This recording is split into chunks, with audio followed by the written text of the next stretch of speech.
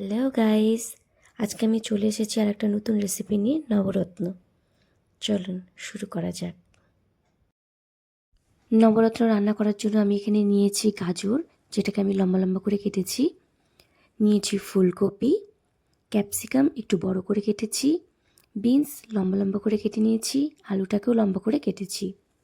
এবার মশলার জন্য লাগছে কাজু বাদাম, মগজদানা, পোস্ত, আদা, লঙ্কা, টমেটো, আর লাগছে টক দই। আর আমি নিয়েছি এখানটায় দুধটা একেবারে অপশনাল, আপনারা চাইলে দিতে পারেন, না হলে না। নিয়েছি কড়াইশুঁটি আর নিয়েছি পনিরটাকে আমি এখানে ডুমডুম চোখো করে কেটে নিয়েছি। তাহলে চলুন এবার চলে যাই সরাসরি রান্নার দিকে। আমি গ্যাসের উপরে কড়াইটা বসিয়ে দিয়েছি গরম করার জন্য। কড়াইটা আমার গরম হয়ে গেছে। এবারেতে দিয়ে দেব পরিমাণ মতো তেল।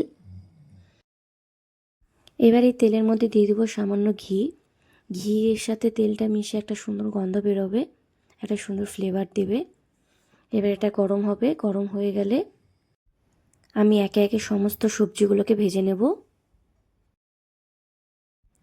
তেলটা আমার গরম হয়ে গেছে। এবার এর মধ্যে আলু দিয়ে আলুটাকে লাল লাল করে ভেজে নেব। আলুটার মধ্যে দিয়ে দেবো সামান্য লবণ এবং হলুদ দিয়ে এটাকে সুন্দর করে লাল লাল করে ভেজে উঠিয়ে নেব। আমার আলুটা ভাজা হয়ে গেছে, আমি আলুটা তুলে নিয়েছি। এবার আমি একে একে ভাজবো সবজি। প্রথমেই দেবো আমি ফুলকপি, তারপরে দেবো গাজর। এবার আমি তেলের মধ্যে ফুলকপিগুলোকে দিয়ে দেব। দিয়ে ফুলকপিটাকে হালকা নাড়াচাড়া করে নেব।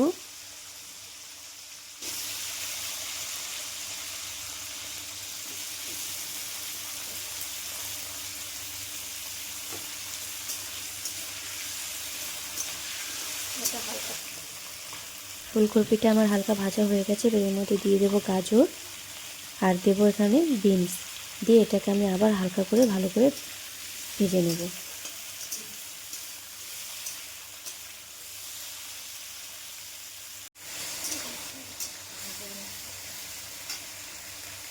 দেখুন এখানটায় আমার এটাও হালকা হালকা ভাজা হয়ে গেছে। এবার আমি দিয়ে দেবো এর মধ্যে ক্যাপসিকাম। দিয়ে এটাকে আমি আবার হালকা নাড়াচাড়া করে নেব। এক একটা সবজি এক একটা সময় সেদ্ধ হয়। একবারে যদি সব দিয়ে দিই কোনোটা কম কোনোটা বেশি হয়ে যাবে, সেজন্য আমরা একটা একটা করে সবজি এর মধ্যে অ্যাড করছি। এবার হালকা নাড়াচাড়া করে এর মধ্যে লবণ দিয়ে দেবো আর দিয়ে দেবো সামান্য হলুদ। দিয়ে এটাকে আবার একটু ভালো মতো ভেজে নেব।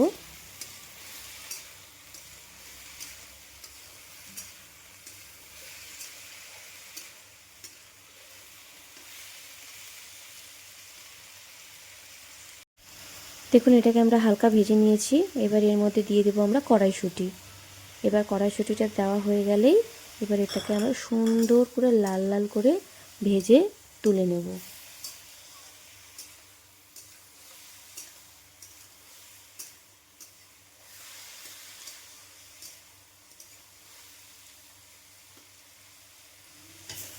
দেখুন সবজিটা আমার সুন্দর লাল লাল করে ভাজা হয়ে গেছে। এবার আমি এটা আলাদা পাত্রে ঢেলে রেখে দেব।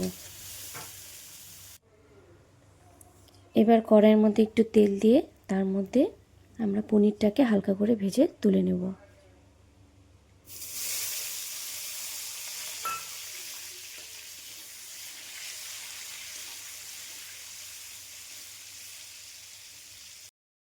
দেখুন আমার পনিরটা ভাজা হয়ে গেছে। এবারে তেলের মধ্যে আমি দিয়ে দেবো একটা শুকনো লঙ্কা। তারপরে যে মশলাটা আমরা রেখেছিলাম সেই মশলাটাকে সুন্দর করে মিক্সারে মিহি করে পেস্ট করে নিয়ে এবারে এই মশলাটা তেলের মধ্যে দিয়ে দেব।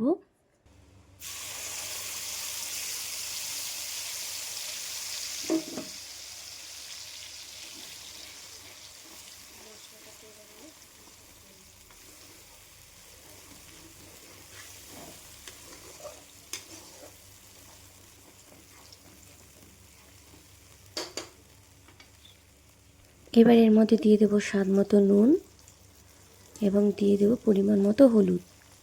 দিয়ে এবার তেল না ছাড়া পর্যন্ত এই মশলাটাকে বেশ ভালো করে কষিয়ে নেব।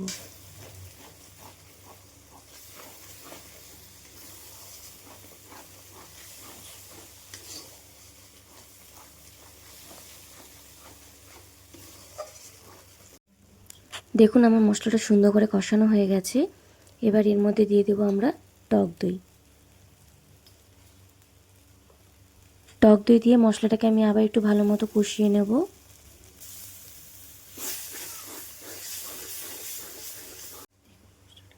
মশলাটা একটু কষিয়ে নেবার এর মধ্যে দিয়ে দেবো স্বাদ মতো চিনি, দিয়ে এটাকে আবার একটু ভালো মতো নেড়ে চেড়ে নেব।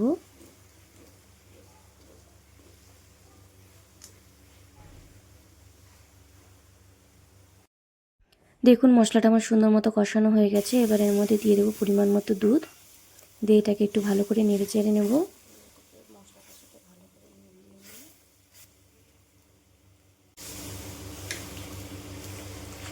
এই ঝোলটা বলক না ওঠা পর্যন্ত আমরা অপেক্ষা করব। ভালো মতো এটা বলক উঠবে, তারপরে এর মধ্যে আমরা এক এক করে সব সবজিগুলো দিয়ে দেব। ঝোলের সুন্দর বলক চলে এসছে। এবার আমরা যে সবজিগুলো ভেজে রেখেছিলাম সেই সমস্ত সবজির মধ্যে দিয়ে দেব, দিয়ে একটু নেড়ে চেড়ে নেব। পনিরটাও ওর সাথেই দিয়ে দেব, দিয়ে এটাকে ভালো করে নেড়ে চেড়ে ফুটিয়ে নেব, ঝোলটা একটু ঘন হয়ে আসা পর্যন্ত, কারণ এটা একটু গ্রেভি গ্রেভি হবে, ঝোল ঝোল হবে না। দেখুন আমাদের রান্না প্রায় শেষ। এখন সামান্য গরম মশলার গুঁড়ো দিয়ে নেড়ে চেড়ে এটাকে নামিয়ে নেব।